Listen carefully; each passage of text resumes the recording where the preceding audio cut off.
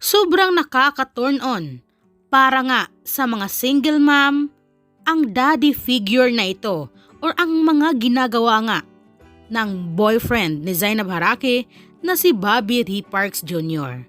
Narito nga ang buong detalye, alamin natin ito.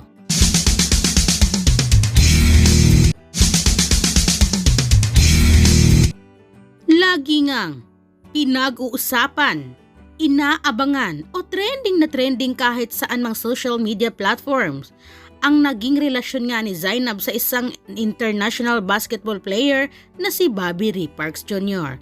At recently nga lang, sa latest vlog ni Zainab kung saan nagbakasyon sila sa Bohol ay kasama nga niya ito at ang kanyang dalawang anak.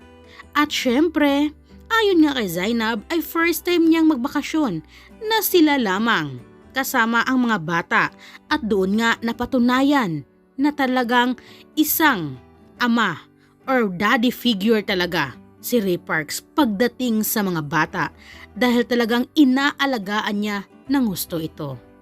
Kaya ito nga ang naging reaksyon o komento ng isang netizen ngayon nang maipost or ibahagi nga ni Ray Parks sa kanyang social media account, lalong-lalo na nga sa IG kung saan sinabi niya doon na talagang mahal na mahal niya ang anak ni Zainab, lalong-lalo na si Bia kung saan malapit nga sa kanya ito at tinatawag nga siya nitong daddy.